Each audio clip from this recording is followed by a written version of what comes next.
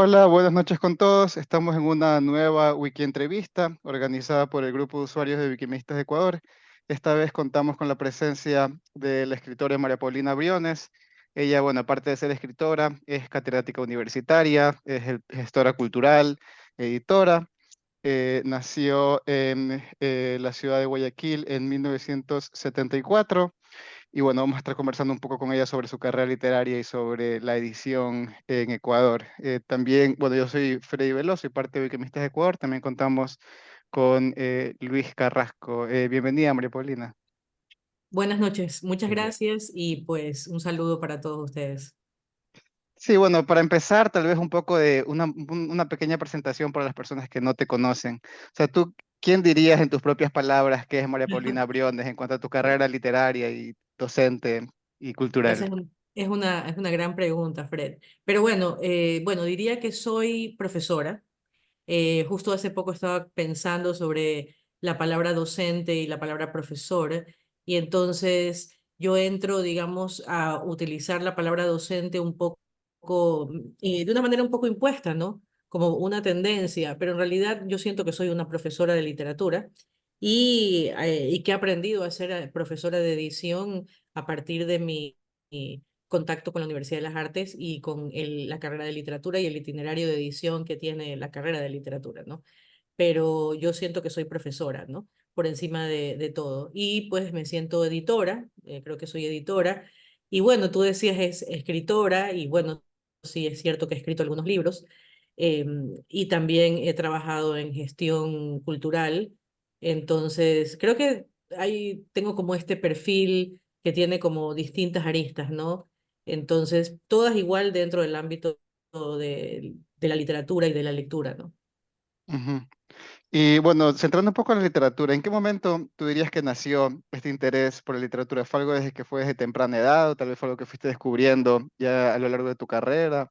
¿O cómo nació esto? Claro, ¿Tenías bueno, no, algunas sí, lecturas? Ujú, sí es una como pasión de temprana edad, ¿no?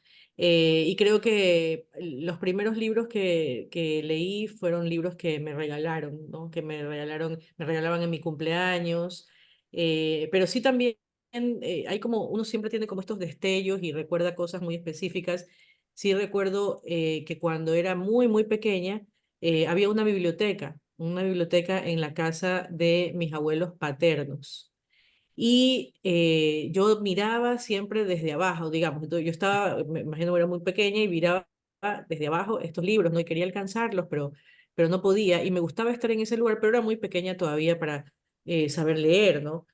Pero tenía como este gusto por estar en este sitio, ¿no? Y luego recuerdo ya cuando estaba más grande que vivía en Urdesa Norte, ¿no? En la calle Sexta de Urdesa Norte, y después de la calle Sexta ya no había nada más.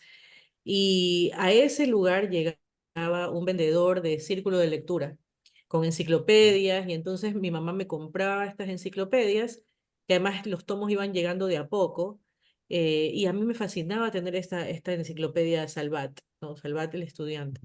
Y ujú, después apareció este famoso libro de historias bíblicas, ¿no? Que nunca me voy a olvidar, era una tapa dura, de color amarillo y letras rojas brillantes, ¿no? Entonces, para mí ese libro ilustrado eh, está siempre, siempre en mi memoria, ¿no? Entonces, es como varios momentos, ¿no?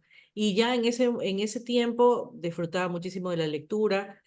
Había una biblioteca también en el colegio en el que me gradué, pero bueno, esto estamos hablando de la escuela primaria. Era una biblioteca que quedaba al fondo, al final de todo, ¿no? Y ahí había libros en español y en inglés, y sí recuerdo haber hecho lecturas, por ejemplo, de adaptaciones de libros de Edgar Allan Poe, pero para niños, ¿no?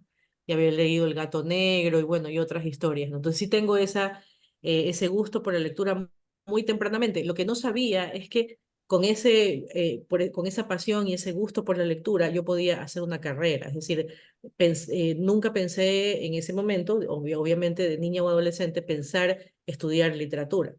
De hecho, cuando yo me gradué del colegio, estudié primero Derecho, porque no pensaba que podía dedicarme a la literatura. Y una vez dentro de la universidad, vi que había un seminario del Quijote que estaban dictando en la Escuela de Literatura de la Universidad Católica. Yo estudiaba Derecho. Y dije, me nació esto de querer ir al seminario. Y una vez que fui al seminario, ya no hubo vuelta atrás, ¿no? En ese momento yo supe que quería desplazar absolutamente todo lo que estuviera haciendo por este gusto que tenía por estar en estas clases y escuchar y leer un libro que es clásico, ¿no? Claro. Y claro, cada semestre que pasaba yo decía, bueno, si me quedo en este semestre, me voy a estudiar literatura, pero no me quedaba en realidad. Entonces Mm, todo se iba dilatando y claro, en ese momento, tú sabes, tú sientes que el mundo se va a acabar si no haces lo que tú crees que tienes que hacer. Y en ese momento yo pensaba que debía dejar la carrera de Derecho y ya llevaba 2 años en la carrera de Derecho, 4 semestres, y quería correr a la escuela de literatura. Y eso fue lo que hice. ujú, Y me ujú, demoré un poco en contarle a mis padres que había hecho eso.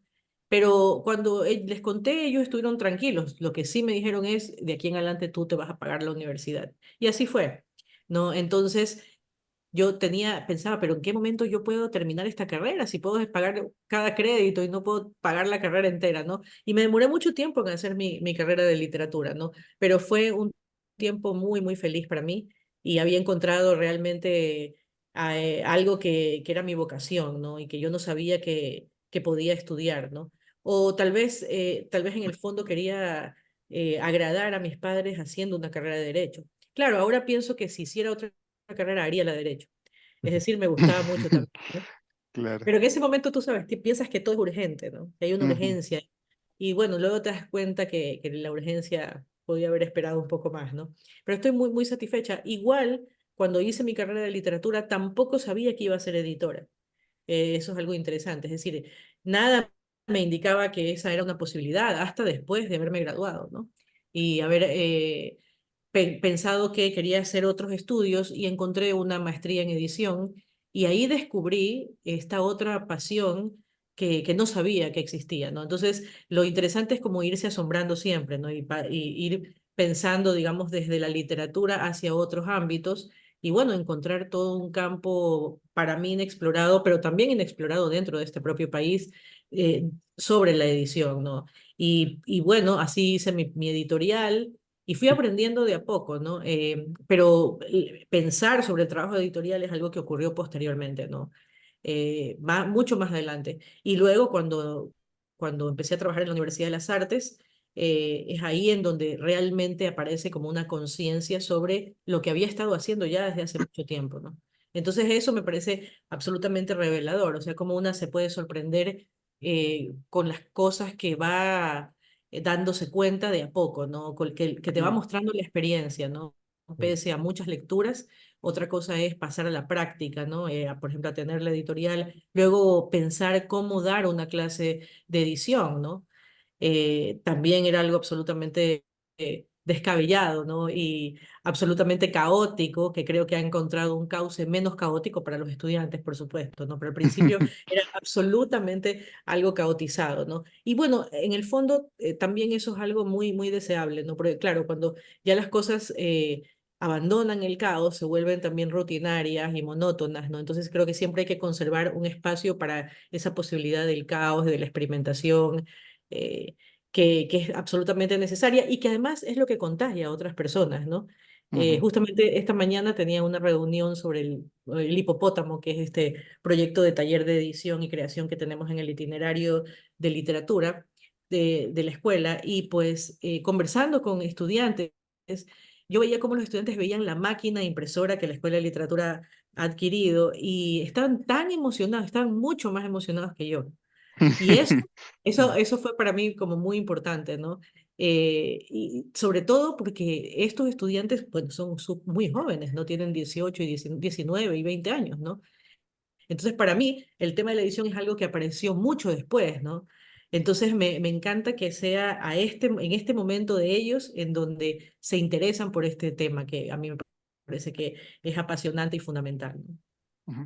Claro, imagino yo ahora también con la popularidad de las editoriales cartoneras también, es como que hay una nueva forma, estas nuevas formas de edición mucho más Claro, artesanales. claro. Ujú, Claro, lo que pasa es que cuando pensamos en la edición, pensamos solamente en los libros, pero en realidad editar es mucho más que hacer un libro, ¿no? Y el libro tiene muchas materialidades que no son solamente el formato del libro de papel, digamos, clásico, sino que hay fanzines, hay revistas, hay afiches, Y hay también mucha transversalidad en el trabajo editorial y en el trabajo gráfico, ¿no?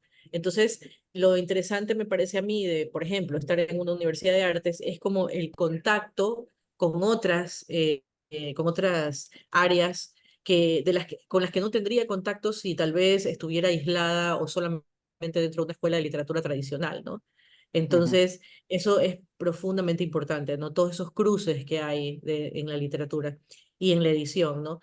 Y bueno, y también darle como el espacio a la edición que tiene y que no es un complemento de la literatura, sino un área muy específica y especializada, y digamos, cada vez es más especializada, y cada vez depende, digamos, cuál es como el ámbito en el que se la mire, pero obviamente si la pensamos, por ejemplo, como la producción, circulación y consumo de las ideas, es algo muy distinto que pensar solamente en el hecho de hacer un libro, ¿no?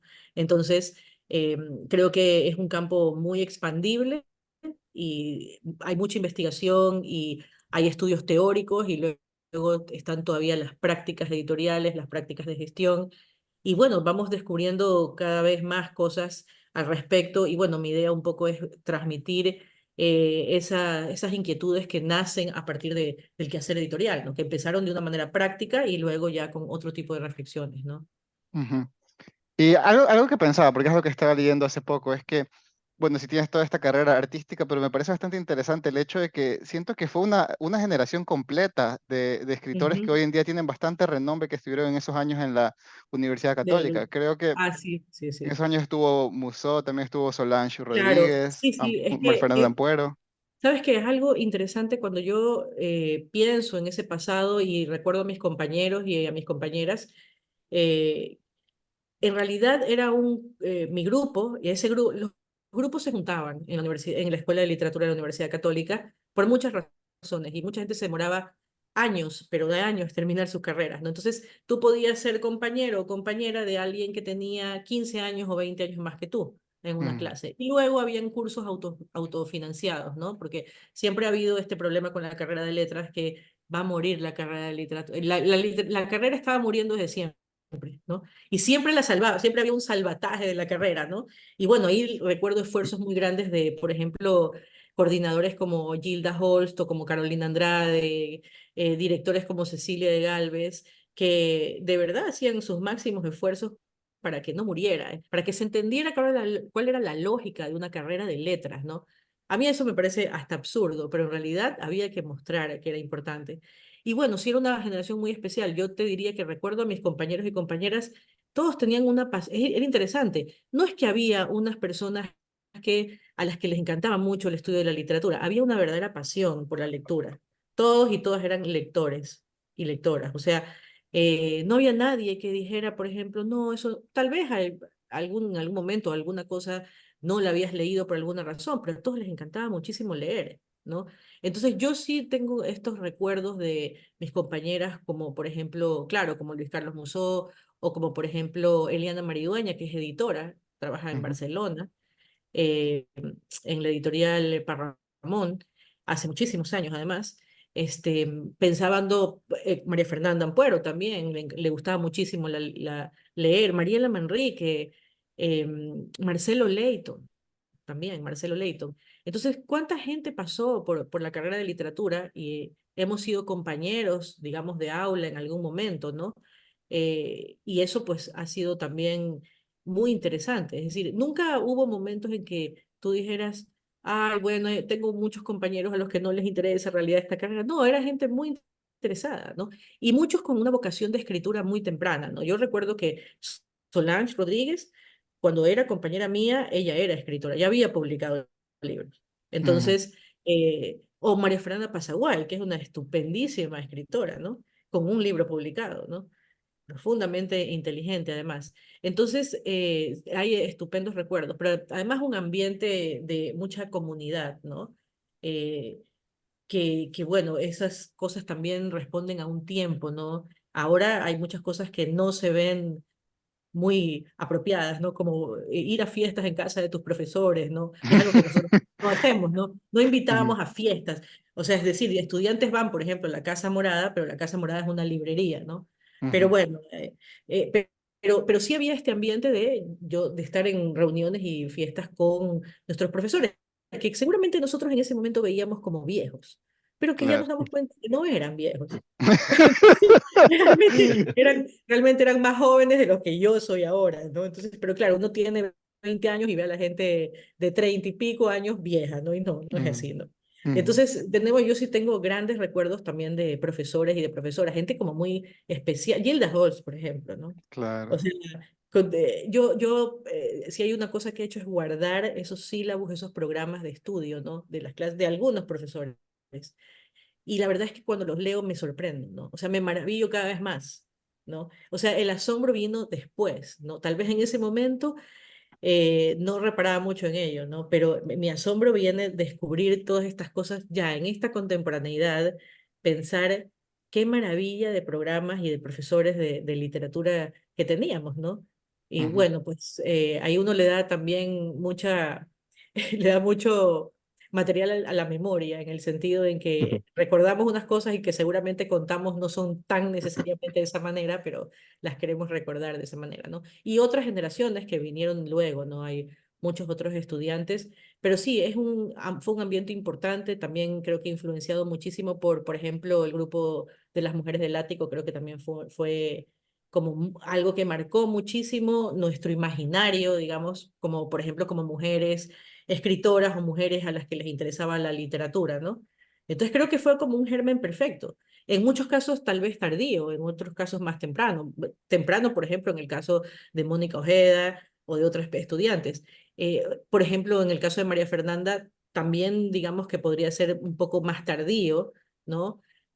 Pero al final de cuentas, como verás, en este momento, como esta eclosión que ustedes ven, tiene unos antecedentes, ¿no? Y Claro. podríamos hablar muchísimo de todas estas cosas que fueron fundamentales, ¿no? Los congresos de literatura, los talleres literarios en un momento determinado, y por supuesto lo que pasaba en las aulas, ¿no? De clase, ¿no? Tantas cosas que ocurrieron, ¿no? Editoriales como Manglar Editores, o por ejemplo el nacimiento de la revista Mango, es una revista que mezclaba todo esto erótico, aparentemente con lo literario, ¿no? La presencia de Barricaña o todavía la existencia del Montreal en un momento determinado, ¿no? El Montreal abajo de la Casa de la Cultura, digamos, diagonal un poco.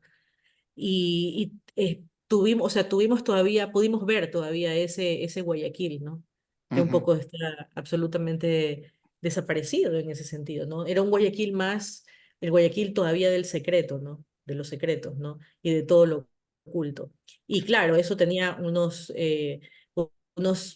atisbos, digamos, negativos, pero también interesantes y positivos, ¿no? Y había curiosidad por ciertas cosas, ¿no? Sí, yo siento que hoy todo está tan expuesto que no hay nada oculto, no hay secretos, ¿no? ujú. Entonces, eso se quedó como en otro momento y en otros tiempos, ¿no? Justamente ayer, ¿sabes? Ayer entré, después de 1000 años, creo, entré al Frutabar. Oh, el fruto. El Frutabar, pero el Frutabar de Urdesa que está hace muchísimos años ahí. Ajá. Y entré y era el túnel del tiempo. Era el túnel del tiempo, hay que hacer algo, un recital de poesía, hay que hacer algo en el Frutabar para sentir un poco ese ambiente de, no sé, de los 90 tal vez, de Guayaquil de los 90, ¿no? Y también un Guayaquil, como yo hablaba esto del secreto y del oculto, terriblemente violento, ¿no? Pero cuando Ujú, hablamos del tema de la violencia y de esta ciudad y en general del país, nos olvidamos de que esto no empezó ayer, ¿no? ujú, No sí. empezó ayer para nada. Claro. Sí, la verdad se siente que hay como hay una novela que no está escrita de toda la escena literaria guayaquileña de esa época. Y no sé por qué a lo mejor es porque uno siempre ve de forma idílica las épocas pasadas, pero uno escucha todo el grupo de la Universidad Católica, uno escucha a las mujeres del Ático, los talleres de Miguel Donoso en la Casa de la Cultura. Es como dice, habían tantas cosas en esa época. Suena Sí, como así que es. hay mucho, ajá, hay mucho ahí. Sí, yo recuerdo incursiones, sabes que, bueno, como te digo, era un Guayaquil que estaba agonizante de alguna forma, ¿no? Yo recuerdo estos cines, que había cines en diferentes lugares de la ciudad, y como sabes, todos estos cines se convirtieron en cines pornográficos, de películas porno, por ejemplo. Ujú, Entonces, una de las cosas que hacíamos los estudiantes de la Católica era huir, ir a conocer estos cines, ¿no? en donde había cosas que nunca habíamos visto en nuestra vida, ¿no? No pienses en el internet de este momento, donde puedes ver lo que quieres ver, qué sé yo. Entonces, todas estas excursiones nocturnas de Bohemia, ¿no? Ocurrían también en casa de escritores, ¿no? La Ferroviera tiene también su propio imaginario y sus propios autores, es el lugar donde vivía Martillo, donde vivía Santana, por ejemplo, Ujú. y en fin, ¿no? Sí, es un tiempo desaparecido, ¿no? Pero bueno, hay novelas. Partes privadas de Ernesto Carrión tiene algunos de esos episodios, algunos nada más, ¿no? No todos. Pero sí, tienes razón, hay cosas que no están todavía en el uso. Bueno, creo que la desfiguración Silva de Mónica Ojeda tiene ese ingrediente también de presentarnos, bueno, son unos estudiantes, no son de la Católica, pero Ahí son está. del ITAE, ¿no? Sí, justamente, Sí. justamente. Ahí hay todavía hay allí algunos imaginarios, ¿no? Pero igual son posteriores a ese tiempo del que tú me has traído a la memoria, Fred. Sí. Claro, algo que estaba viendo interesante en tu obra literaria es que, aunque en general se te conoce más por la poesía, tu primera Ujú. obra publicada fue en realidad una novela breve, esta novela Breve, sí, llamada Extrañas, y que extrañas. Sí, sí. básicamente, bueno, es como que se ha perdido un poco en la escena literaria guayaquileña. ¿Nos puedes hablar un poco más de esta novela secreta que tan Esta difícil novela, conseguir? sí, bueno, esta novela es una novela que, si no me equivoco, se publica en el 2014, más o menos, 2013 o 2014, y la publica la campaña de lectura en una colección que se llamaba Pacarina. Es una edición pequeñita, azul, la portada la hizo Andrea Fernández, que en un momento inicial era la diseñadora de Cadáver Exquisito. Utilizamos esa portada y Pamela Roballo fue la editora de esa novelina. Y sí, justamente es una novelina que está, digamos, cohesionada por los meses del año, ¿no? Cada mes hay una entrada, ¿no? Y al mismo tiempo es como una entrada de un diario personal, ¿no? En donde el personaje tal vez principal se desdobla, ¿no? Entonces, que en Extraña uno y Extraña dos, digamos, ¿no? Muy de ellos en esa época, seguramente mi influencia sobre la obra de Pablo Palacio, sobre la doble y única mujer, era como muy fuerte, ¿no? Y también seguramente Clarice Lispector. Entonces yo quería escribir esta historia, ¿no? De esta mujer que es una especie de flanés, porque va por la ciudad, digamos, y va ocurriendo un montón va haciendo travesías, ¿no? Por la ciudad y va en una búsqueda, o sea, está buscando algo y pues no sabemos exactamente qué es lo que está buscando, pero sí sabemos que es una mujer que escribe, ¿verdad? Que quiere hacer algo de escritura, pero que no logra, digamos, concretar esa escritura. No logra concretar ni la escritura ni el amor. Son las Mm, dos cosas que se escapan, ¿no? Y que creo yo que intentaba yo mostrar de alguna manera en esta forma de deambular por la ciudad, ¿no? Y creo que hay como lugares clave como el Cerro del Paraíso o como por ejemplo el Hospital Luis Vernaza, el Paso a Desnivel, desde donde se ve todo el cementerio, y digamos que es algo que nos atraviesa, porque en esta ciudad estamos yendo siempre del norte al sur o viceversa, y vamos haciendo esos tránsitos. Y también hay episodios de violencia, como ya los asaltos. Me parece que a una de ellas, a una de las extrañas, la asalta un caramelero en un bus, ¿no? Que era como te asaltaban en esa época, ¿no? Te claro. subía un caramelero y te decía que le tenías que comprar los caramelos. Ese asalto ya desapareció. Hay otro tipo de asaltos, ¿no? Pero en todo caso van ocurriendo varias cosas, ¿no? Pero sí hay como una búsqueda y es una búsqueda como conflictuada por el espacio de la ciudad, ¿no? Y bueno, eso es una novela que se publica en el 2014, pero que en realidad yo la escribí mucho antes del 2014. Y así como muchas personas, digamos, en esta ciudad y en este país, no encontraba de qué manera publicarla, ¿no? En esa época seguramente me sentí intimidada de hacer yo una propia autoedición. Es decir, si en ese momento hubiera yo hecho las reflexiones que he hecho sobre lo que implica una autoedición, fácilmente me la habría hecho yo misma, sin ningún Mm. problema. Y sin ningún reparo, además, ¿no? Eh, sí, para nada. Pero entonces vio su forma y pues ellos imprimieron 1000 de estas extrañas y pues están en algunos sitios, pero casi desaparecidos y entonces no han circulado mucho, ¿no? Pero va a volver a circular, me parece, va a circular a través del metro de, bueno, la Secretaría de Cultura de Quito tiene un proyecto hermoso de colocar textos en el metro y entonces hace poco concretamos algo porque va a aparecer en diferentes vagones del metro de Quito. Entonces, creo que es algo interesante, ¿no? Mm, Porque tal vez alguna gente la va a leer por primera vez, pero sí hay otras personas que se han, por ejemplo, Alicia Ortega ha escrito sobre esa novela, Solange Rodríguez y alguna otra gente de otros sitios también, Ujú. ¿no? Porque luego publiqué El Árbol Negro, que es un libro de cuentos, y al final del Árbol Negro también venía Coloqué extrañas, ¿no? Oh, ok. Entonces, Ujú. ajá, entonces, pero también esa es una edición que fue hecha por Línea Primitiva y esa edición también está desaparecida, ¿no? Pero estoy en eso, ahora quiero hacer una edición un poco artesanal de extrañas. Ujú. Entonces, Sería muy bueno recuperar esta obra que, bueno, que no tuvo suficiente, sí, que, sí, bueno, sí. ajá, que no recorrió bastante. No, no recorrió y tal vez para las... me parece que apareció también, me parece que en la revista del Universo hizo una reseña, me parece que la hizo Clara Medina.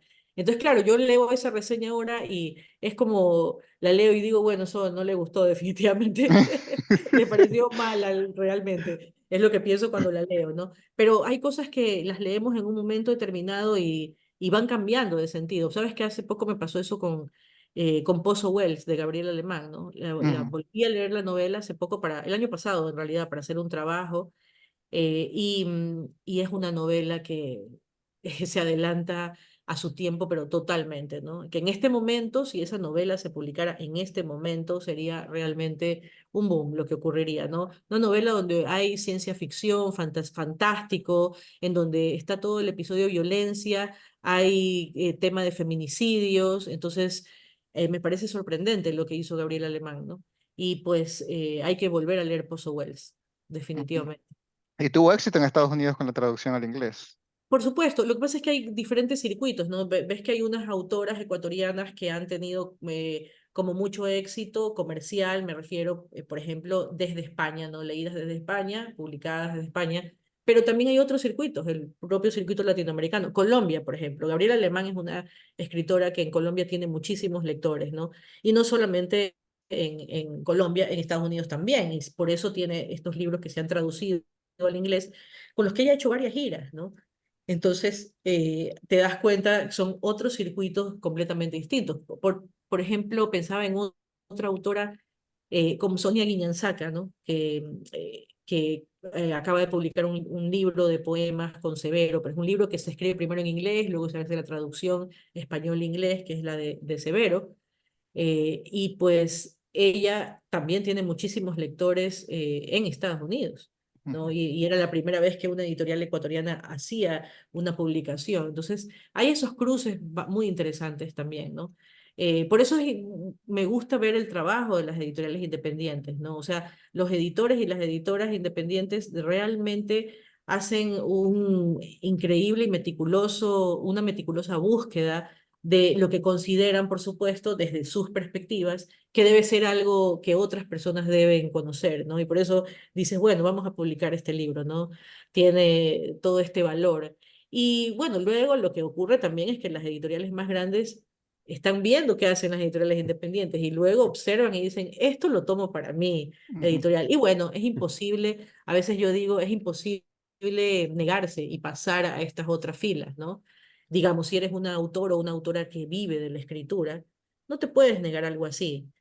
Hay gente que se niega igual, hay gente que se niega, pero es difícil porque estás viviendo de la escritura, ¿no? Un poco como decía Paul Auster, salto de mata, ¿no? Viendo cómo lo logras mientras escribes, que ese libro me encanta también de él porque nos cuenta un poco su comienzo como escritor, ¿no? Mucha gente ha padecido, no toda la gente tiene un éxito inmediato y en la juventud, ¿no?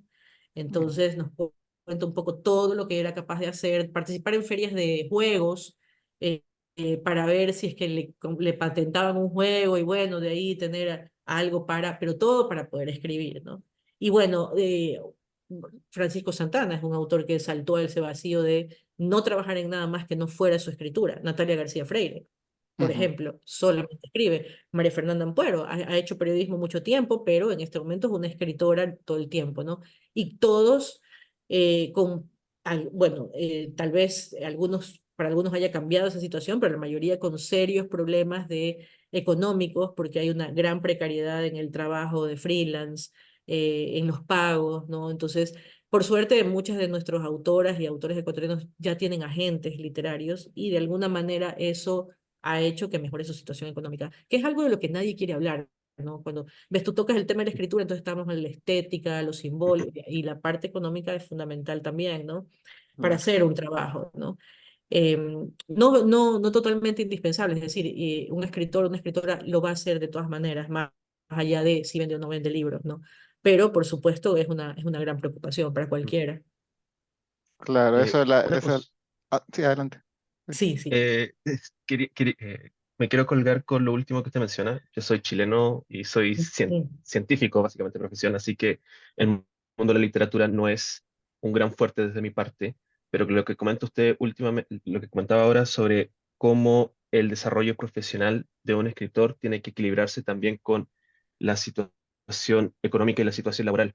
¿Cómo ha evolucionado eso en Ecuador estos últimos años, estas últimas décadas? ¿Cómo ha sido capaz el escritor de balancear tanto el arte, tanto así como la necesidad de entrar en un comercio?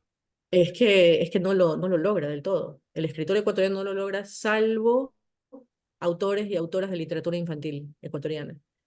Porque sabemos que hay autores y autoras que forman parte de los currículos educativos y entonces Mm, sus libros se compran por obligación todos los años, ¿no? Entonces eso es distinto. Y eso pasa con Edna Iturralde, María Fernanda Heredia, por ejemplo, eh, que, bueno, pueden ver unos resultados económicos de su producción literaria, ¿no? Pero con el resto de autores no pasa así, ¿no? Tal vez, bueno, tal vez en algún momento Velasco Mackenzie al final, digamos, tú sabes, el Rincón de los Justos es una novela que se lee también en el currículo educativo, entonces es distinto, ¿no? Pero la mayoría de los autores y autoras hacen otros trabajos, o sea, su primer trabajo primigenio no es para vivir no es la escritura necesariamente, sino muchos son profesores, algunos y algunas son editoras, editores, gestores culturales, algunos dirigen espacios culturales, por ejemplo, Daniel Alcíbar dirige el Centro Cultural Carrión, bueno, sabemos que tiene un doctorado en literatura, es una estupenda ensayista y académica, pero dirige un espacio cultural y ese es su trabajo primigenio y es una novelista también, ¿no? Entonces, o Gabriela Alemán, Gabriela también tiene un doctorado en literatura y también dicta seminarios y da talleres de escritora, está en Tulane una parte del año, Nueva Orleans, vuelve y así, ¿no? Y si hablamos de otros latinoamericanos pasa igual, pienso por ejemplo en Edmundo Pasoldán o en Liliana Colanzi, Edmundo Pasoldán dirige el Departamento de Letras de Cornell, y es un escritor también, pero su trabajo primigenio es ser docente, profesor universitario, ¿no?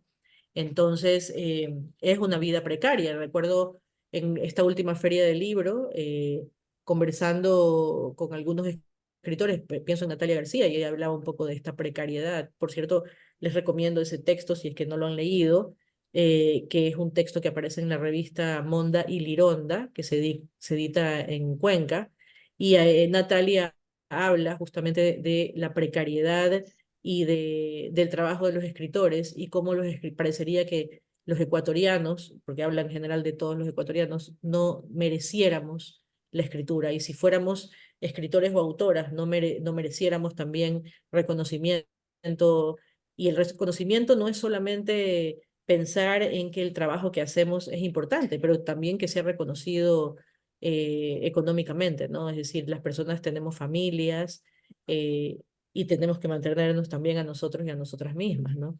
Pero es un precioso texto, ¿no? Que habla sobre cómo a veces parecería, me parece que hay una parte en que dice que merecemos cosas aunque nos rompamos al merecerlas, ¿no? O para merecerlas, ¿no? Como que si el trabajo duro y sufrido tuviera que ser un sine qua non de ser un artista, ¿no? En este país. Y seguramente pasa en otros sitios también, ¿ah? Por supuesto con diferencias, pero ya que tú hablas de Chile, bueno, yo vivo acá en Guayaquil y en Guayaquil podemos contar con una mano las librerías que hay, ¿no?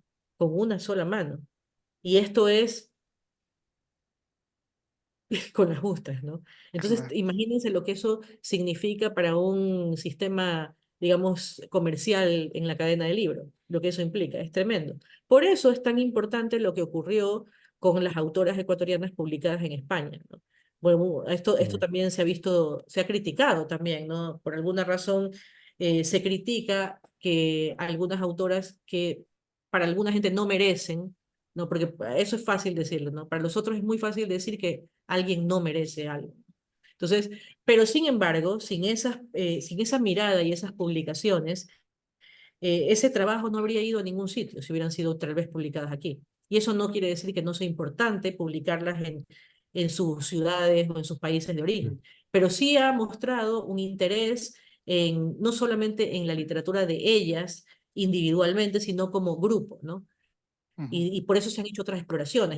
Es decir, alguien conoce la literatura de Mónica Ojeda y en algún momento conoce, bueno, y la de María Fernanda Ampuero, y luego recordamos que antes estuvo Gabriel Alemán, ¿verdad? Y que antes también hubo escritores y escritoras ecuatorianas que publicaron en editoriales extranjeras, ¿no? Guasipungo, el Chuya Romero y Flores aparecieron en Losada.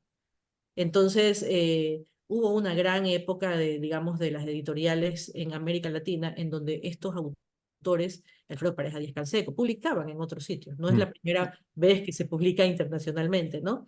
Y fue una época importantísima, ¿no?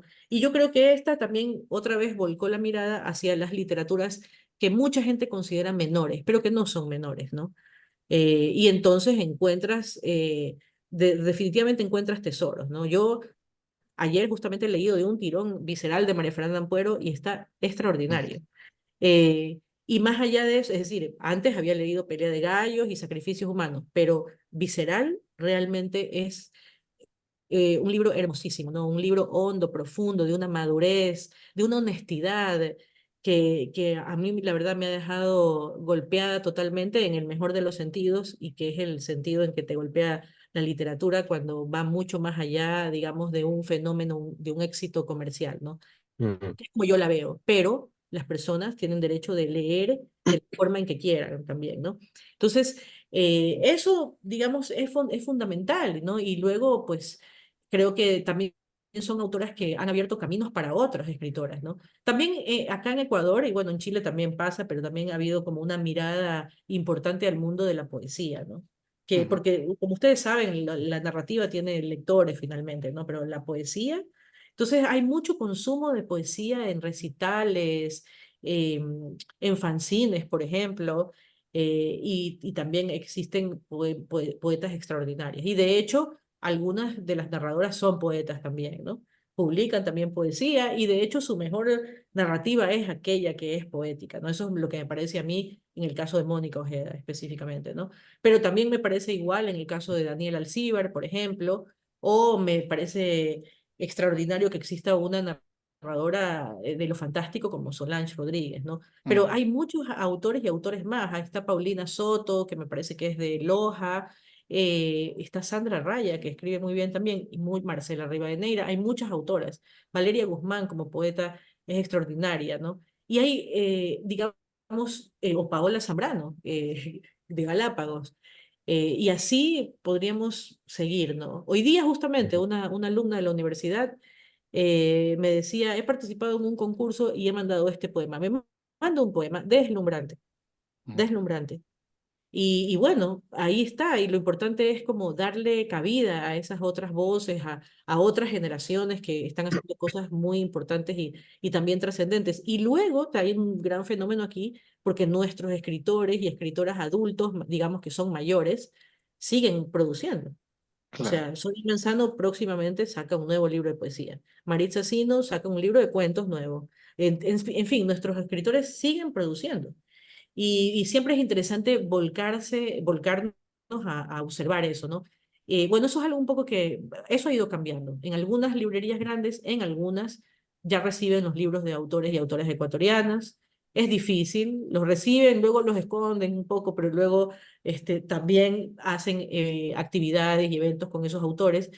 algo parecería que va modificándose, ¿no? Pero no creo que eso sea sustancial, digamos, como el Ecuador es un país pequeño y como mercado es pequeño, entonces hay que comprender también estas otras dinámicas, ¿no? Pero hay muchas ferias del libro independiente, justamente esta semana que viene empieza la Feria de San Francisco de la universidad, que es Encuentro del Libro Independiente, también está el encuentro ELI, Encuentro del Libro Independiente de la Universidad Casa Grande en Guayaquil, o Libre Libro de la Universidad de las Artes, que como yo decía fue el primero que nació en 2015, ese es el año en que nace Libre Libro, y en ese momento pensaba yo, bueno, ¿en qué momento conversamos sobre edición y lo que es editar? Y vemos otros sellos y otras cosas que se hacen en países de América Latina, ¿no? Entonces la idea era traer a Guayaquil estas otras visiones, ¿no? Entonces es un encuentro que ha crecido y que ya cada vez es más sólido, ¿no? Pero fue el primer encuentro del libro independiente que se hizo acá, ¿no?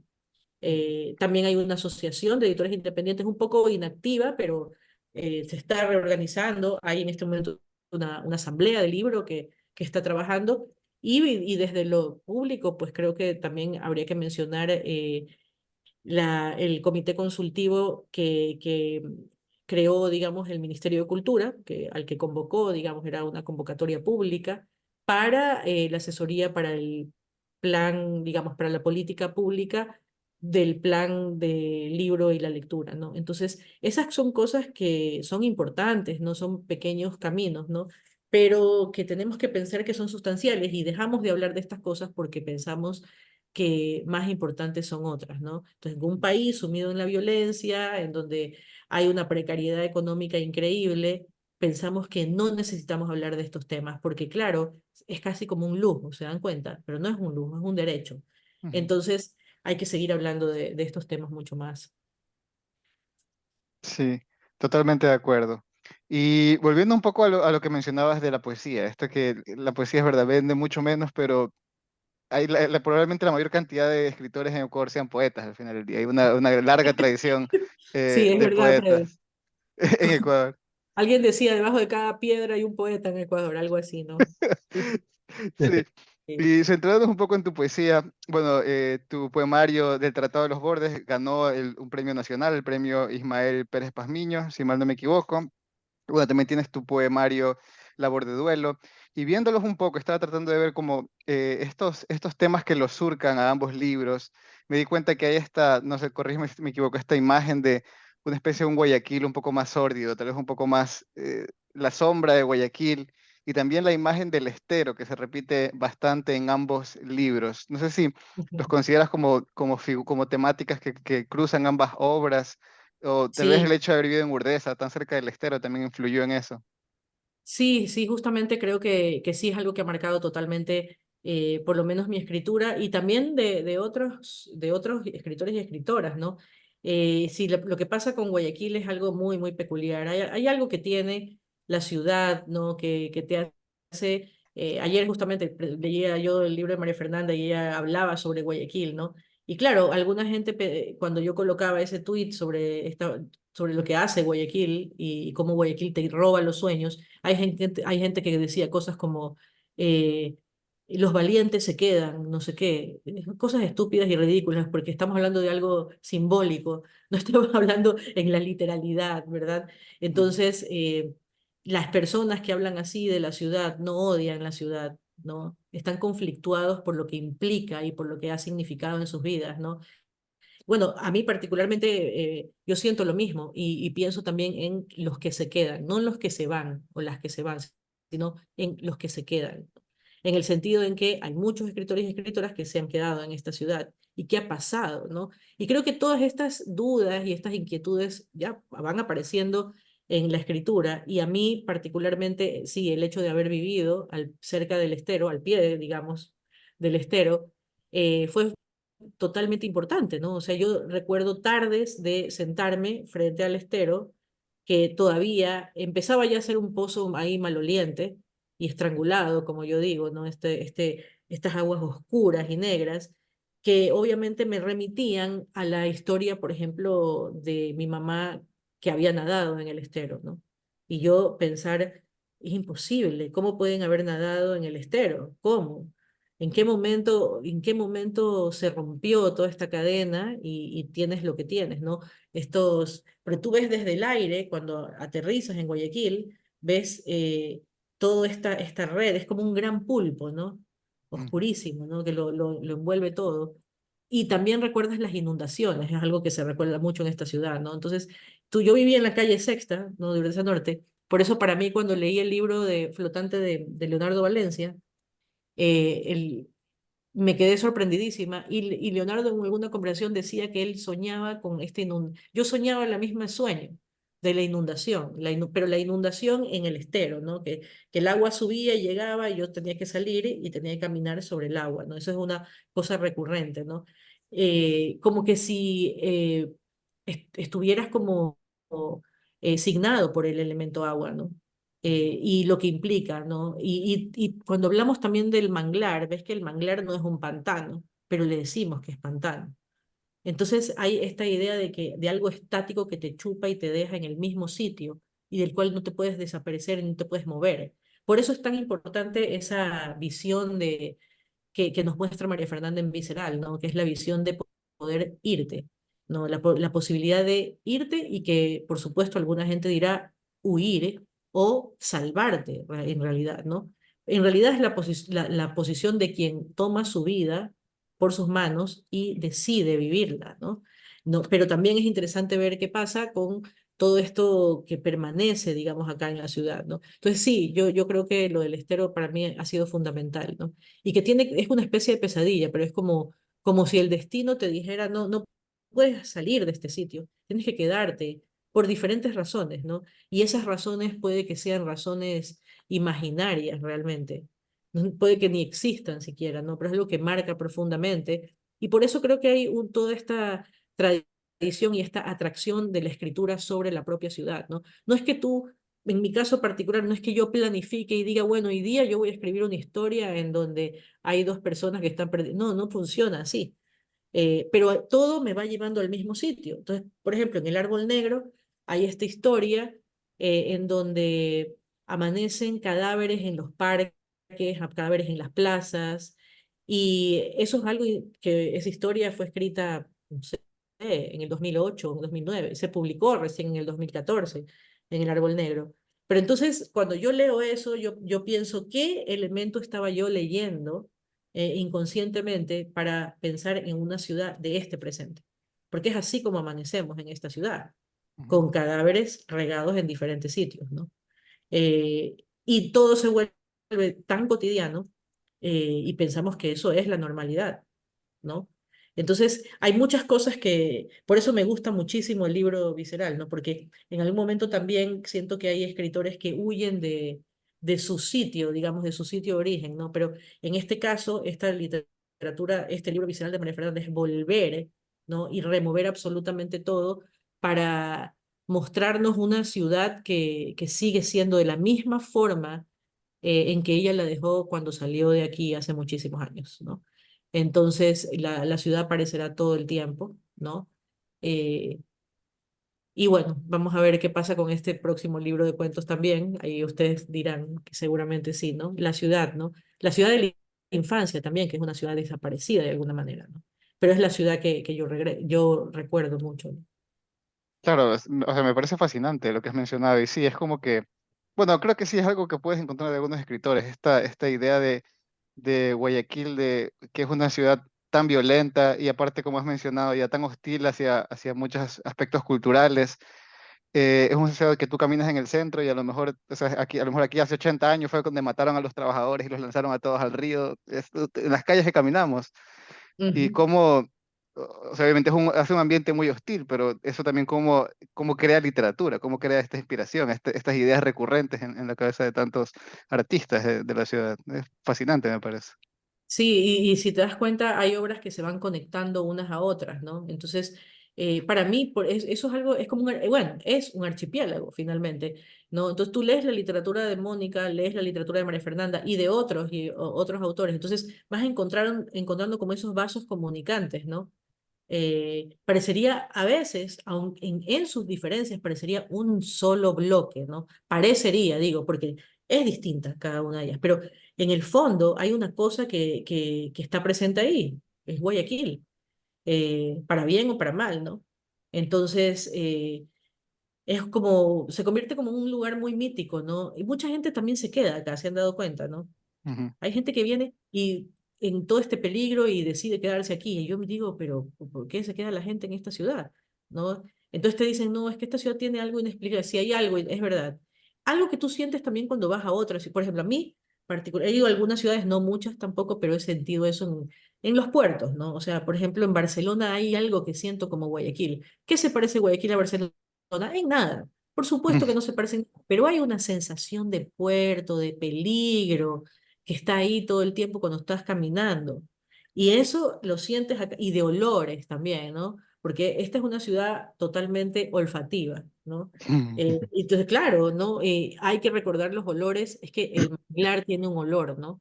Y el manglar contaminado tiene un olor, digamos, inolvidable.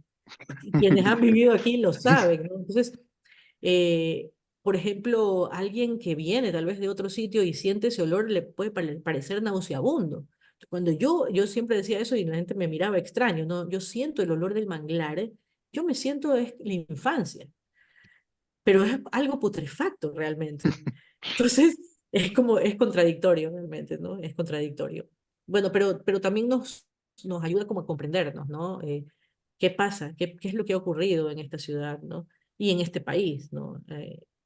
Entonces, yo creo que hay muchas respuestas o más preguntas a propósito de de la literatura, ¿no? ¿Qué es lo que ocurre, ¿no? Y bueno, creo que uno también te vas observando, ¿no? Cómo vas mutando. Y efectivamente, por eso ahora este próximo libro que se va a publicar, que se llama Cementerio de Moscas, son relatos también, ¿no? Son cuentos. Cuentos, algunos relatos y otros cuentos, diría.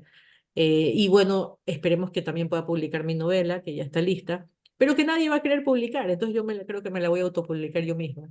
Eso es algo que me encanta, que por eso yo te decía que no tengo reparos con la autopublicación o la autoedición, sobre todo, ¿no? Porque Claro. haría los pasos, pero no, pero lo haría yo misma, ¿no? Creo que hay personas que dicen, están esperando que una editorial no, no hay que esperar nada. No hay que esperar nada, simplemente hay que publicarlo si creen que debe ser publicado, ¿no? Entonces, yo ya lo estoy pensando, en el momento que pueda creo que lo haré, y no hay nada que me haga más feliz como ir con mis propios libros hechos por mí misma y llevarlos a donde yo quiera y entregarlos a quien yo quiera, ¿no? Eso es una libertad increíble que tenemos y también los editores y las editoras. Me parece que Sandra Raya hace poco dijo que va a sacar su novela Un suceso extraño, que no sé si conozcas esa novela. Me Oh, sí, encanta, es sí, una ajá. novela que a mí me fascina de ella y la va a publicar en Doble Rostro y me encantó eso, ¿no? Porque yo hace tiempo, yo hubiera querido publicar, no, no tenía cómo publicarla, pero me hubiera encantado publicar esa novela, ¿no? Una novela donde hay fantasmas, Sí, donde hay una casa que está decrépita, bueno, es bellísima, bellísima novela de Sandra. Y qué bueno que la vaya a publicar ella misma. claro. Y hoy no nos das ningún adelanto de tu novela, de qué va a ser. Eh, bueno, te puedo decir cómo se llama por el momento. La Mm. novela se llama Me llamo Claudia Cardinale, así se llama. Me llamo Claudia Cardinale. Y es una novela corta, ¿no? Me parece que tiene 80 páginas, no tiene más de 80 páginas. Y es una novela que tiene que ver, te puedo dar como una clave, y es que tal vez cada capítulo empieza con una caída. Algo se precipita o cae, Ok. algo se precipita Mm. o cae, ¿no? Y bueno, es así, ¿no? Y también hay unos episodios, es una novela híbrida, digamos, entre narrativa y poesía, y es la novela con la que terminé mi maestría de escritura creativa de UNIRE. Y pues después de terminar naturalmente el máster, tú entregas tu proyecto, pero el proyecto no está listo todavía, ¿no? Pero ya ahora sí está listo y estoy muy satisfecha, la verdad, con esa novela, ¿no? Es lo que yo quiero que sea, ¿no? Y no me importa si tiene muchos o pocos lectores, en algún momento estará, digamos, disponible, pero creo que fue un reto para mí hacer esta novela, realmente, ¿no? Porque tiene varias voces, ¿no? Y fue muy complicado cohesionar esas voces, ¿no? Lograr que se vean como cuerpos independientes, ¿no? Y no tal vez como una sola voz confusa, ¿no? Bueno, de eso digo yo, a lo mejor alguien la ley dice, no, está bien confuso, pero bueno, en todo caso, mi intención es haber trabajado de esa manera, ¿no? Y también otra cosa maravillosa que ocurrió en esa escritura, como yo digo, es que en el momento en que tú estás escribiendo, hay algo que se escapa a tu propósito de escritura y que va apareciendo solo, ¿no? En ese sentido hay algo muy mágico en la escritura, ¿no? Algo clarividente y mágico, que clarividente en el sentido porque te muestra a ti un camino, ¿no? Entonces, mientras yo estaba haciendo esta novela, había algo mi complejidad era que no me daba cuenta que había creado una nueva voz que aparecía y que cohesionaba toda la historia. Pero yo no me daba cuenta de esto. Y justamente estuve en el taller, nos reunimos en el taller de Ernesto Carrión, y lo descubrí en ese taller y dije, aquí yo he ido regando, he ido dejando señas y huellas de este personaje sin saber que ese no estaba calculado y no estaba pensado. Y sin embargo, ahí estaba. Y no me había dado cuenta yo que era una nueva voz. Entonces, esas son las cosas interesantes y mágicas, inexplicables también de la escritura. Hay mucho que tiene que ver con la planificación y el trabajo, pero hay otras cosas que aparecen ahí. Y sí, yo creo que aparecen sobre todo cuando el ingrediente poético está presente, ¿no? Eh, por ejemplo, en alguna conversación con Mónica, ella decía, bueno, eso es como presagiar la novela.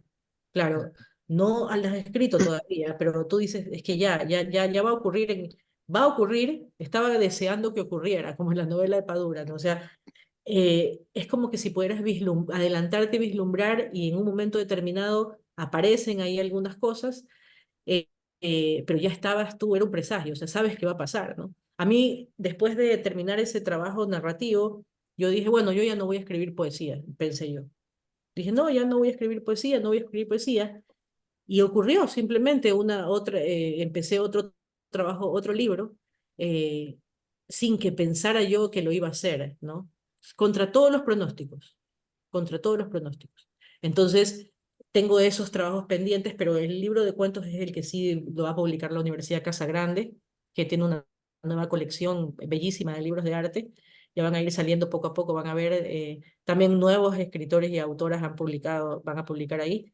Y eh, el diseño de ese libro lo hace Isabel Mármol, ¿no? Que tiene su editorial, que es Manzana Bomb, ¿no? Isabel Ujú. Mármol, que hace los libros también de Fondo de Animal Editores, ¿no? Entonces, para mí eso fue increíble. Además, haber pasado por un proceso. Yo, como verás, el proceso lo hago yo, pero yo no paso por estos procesos como escritora, porque tal vez no me ve a mí tanto como una escritora.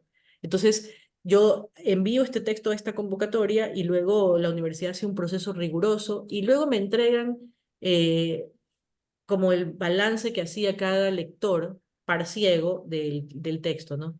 Y eso fue para mí un trabajo importante porque es tal vez la primera vez que leo algo que ha escrito o ha dicho alguien sobre un libro del que no sabe nada y no sabe quién es la autora ni el autor tampoco, no sabía, y que puedo leer qué piensa realmente sobre mi escritura, ¿no? Porque es Ujú. difícil que la gente te diga realmente qué piensa sobre tu escritura. Y para mí eso es súper importante. Yo en ese sentido sí tengo como, no, no me molesta escuchar lo que alguien pueda decir sobre mi escritura. No me molesta escuchar, por ejemplo, que alguien diga, sabes que este es un libro mediocre, este es un libro. No me molesta, para nada. Tal vez porque no me considero una escritora profesional. No, eso no me considero ni lo voy a hacer. Entonces, tal vez puede ser eso, ¿no? O tal vez es que a mí ese texto que a alguna persona le podría parecer mediocre, a mí me satisface del todo. Entonces, creo que eso también es fundamental, ¿no? Claro. Pero bueno, fue un muy bonito proceso. Entonces, esperemos que todo llegue a buen término, ¿no? Así Sí. que Qué sí, interesante el proceso que nos cuentas. sí. Y bueno, para terminar, tengo una última pregunta. Bueno, van a ser dos preguntas, pero las voy a decir Ujú. juntas para Sí, poder sí. tenerlas Dale, honor dale. en honor al tiempo. La primera es, bueno, hemos hablado un poco de lo difícil que es el ambiente cultural en Guayaquil, Ujú. pero bueno, tú eres una persona que, digamos, se ha atrevido a hacerle cara a esto, tanto con la organización del Libre Libro como con la editorial Cadáver Exquisito, como también con la Casa Morada. ¿Cómo ha sido o sea, qué tan difícil o cómo ha sido la experiencia de, por ejemplo, la Casa Morada o Cadáver Exquisito? ¿Cuántos años ya tienen en el mercado? ¿Cómo ha sido eso? Esa es la primera Sí. pregunta. Y la segunda para concluir es, Y bueno, ahora que tú tienes digamos, una conexión directa con esta nueva generación de escritores, ahora probablemente digamos, el ambiente literario que era la Universidad Católica, ahora es la Universidad de las Artes, probablemente.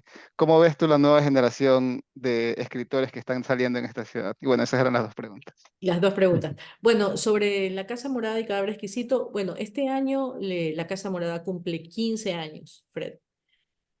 15 largos años y recordemos, bueno, yo recuerdo que el garaje de libros de la Casa Morada, que es el espacio de intercambio de libros y de venta, así empezó, digamos, la casa, pero ya existió desde antes, porque la primera vez que yo hice un intercambio de libros fue en el año 2003 y la Casa Morada nació en el 2009, pero ya habíamos hecho estos intercambios de libros, ¿no? Antes. Y bueno, siempre fue complejo y precisamente una de las razones para crear la Casa Morada fue mi propia necesidad de vivir, digamos, en esta ciudad, de no permitir que la ciudad sea tan aplastante, ¿no? Entonces yo pensé, si en esta ciudad no hay los espacios a los que yo quisiera ir, yo voy a hacer uno que me guste a mí, que tal vez le guste a otras personas, ¿no? Un lugar que esté dedicado a la lectura, a la escritura, a los garajes de libros. Esa era mi intención. Entonces, la mayoría de las cosas que yo voy haciendo, las voy haciendo con un sentido, por un lado, bastante lúdico, pero también es una necesidad vital, ¿no? De que no mueran las cosas, ¿no? Pero también considero que todo tiene un principio y un fin. Y creo que el fin de la Casa Morada ha llegado. Y creo que este es el momento para que deje de existir, para que exista luego otra cosa, tal vez. O para que otras personas de repente tengan y hagan otros espacios así. A mí me encantaría tener un espacio aquí en Guayaquil como la Casa Morada, pero que no sea la Casa Morada, al cual yo pueda ir también, Ujú. ¿ves? Porque la Casa Morada está en la sala de mi casa, básicamente, ¿no? Y Cadáver Exquisito nació en el año 2012, o sea que ya tiene 12 o 13 años también. La editorial sigue adelante, hay otro proyecto que estamos creando con María Mercedes Salgado, que es un nuevo sello, ¿no? Que sería Flanés. Y que, bueno, vamos a ver un poco cómo sale esto, pero la editorial va a continuar. Y desde mi perspectiva, lo que pasa hay unas generaciones de escritores y de escritoras jóvenes, como tú dices bien, tal vez sí articulados, digamos, un poco a la universidad, también fuera de ella, hay que decirlo, pero hay gente muy, muy talentosa también que creo que se abre también camino de a poco, ¿no? Eh, y creo que además también es una generación muy, eh, muy política, es decir, y eso es algo muy positivo, ¿no? Es decir, son personas que tienen posturas políticas ante diferentes situaciones, ¿no? Ya sea por sus orígenes, ya sea por sus propios trabajos, contextos, y eso es algo que es admirable, ¿no? Sobre todo es admirable en un tiempo en, como sabes, en que lo político está absolutamente desprestigiado, ¿no? Pero Ujú. me parece que en este sentido creo que son muchos autores y autoras son militantes de diferentes causas, ¿no? Y creo que eso es algo distintivo e importante, ¿no? Lo que me parece un poco, tal vez, negativo podría ser que tal vez yo siento un poco que que esta generación nueva le pide a la generación anterior que tome posturas políticas.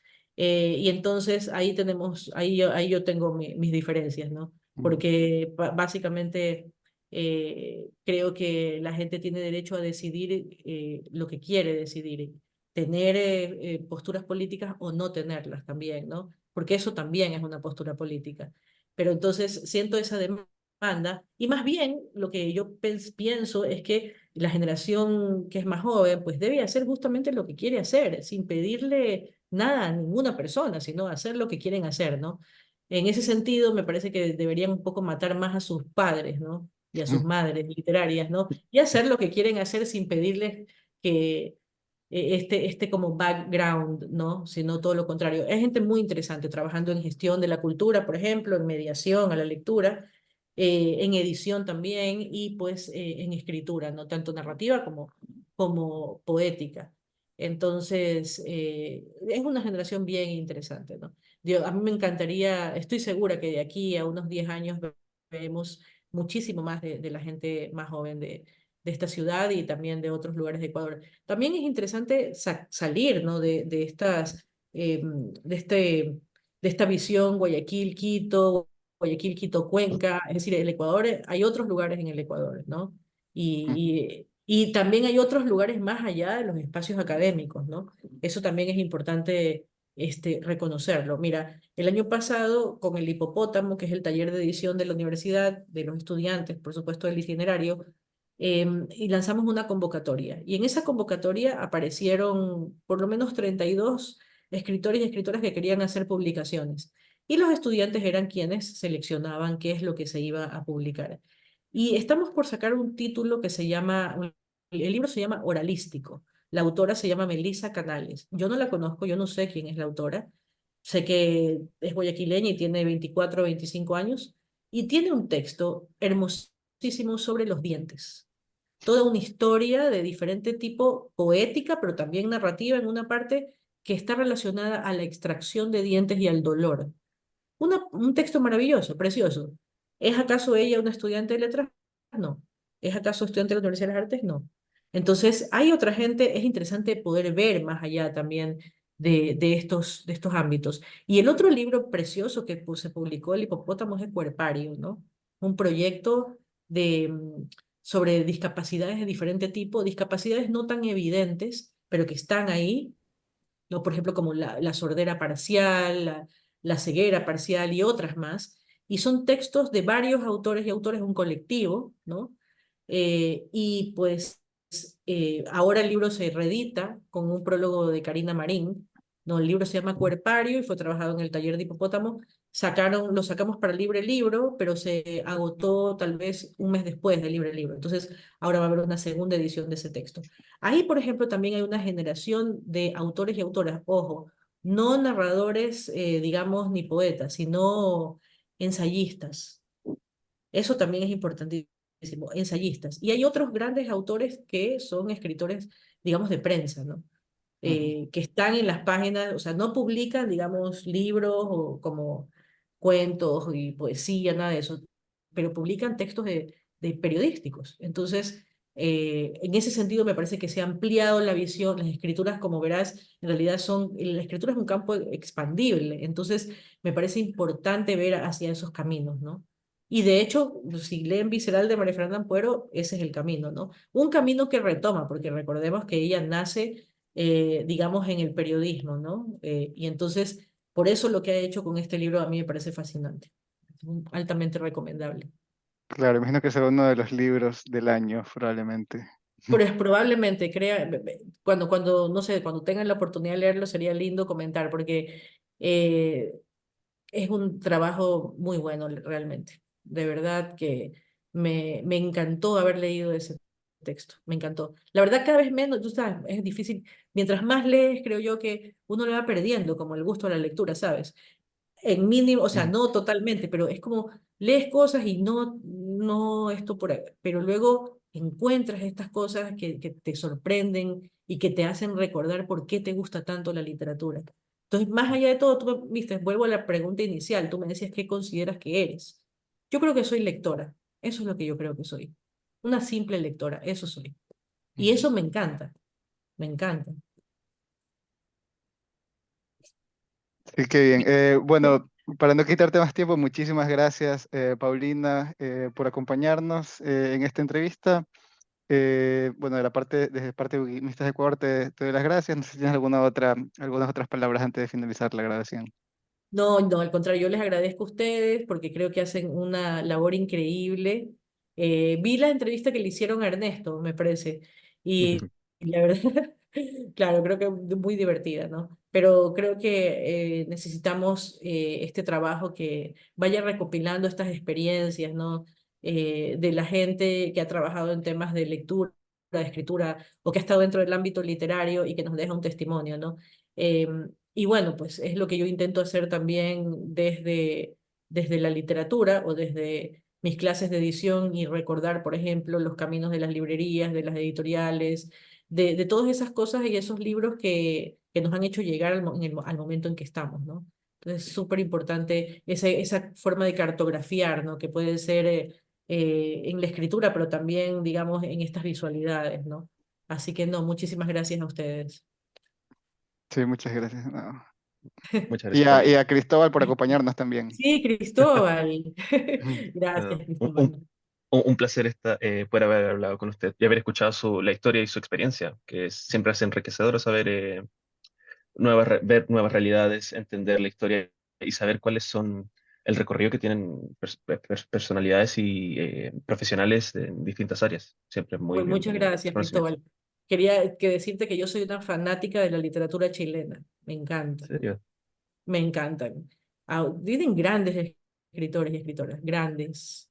Entonces, bueno, y en toda Latinoamérica hay grandes Mm. escritores. Pero a mí, hace poco, el año pasado estaba en un encuentro en Buenos Aires y me tocaba leer un trabajo y había hecho un trabajo sobre Alia Trabuco, esta autora chilena que es la autora de La Limpia y La Resta, mujeres homicidas, ¿no? Entonces yo en la mitad de todo dije, ya era tanto lo que yo decía que en un momento dije, sí, es verdad, sí, a mí me encantan las escritoras chilenas, me encantan. Entonces todos, esto era bueno, o sea, todo el mundo se reía porque yo decía eso, pero la verdad es que la literatura de Dalia es importantísima, la de Lina Meruane, bueno, tienen montones, hombres, y Rivera Letelier, bueno, tienen un montón, es maravilloso. Y poetas también, ¿ah?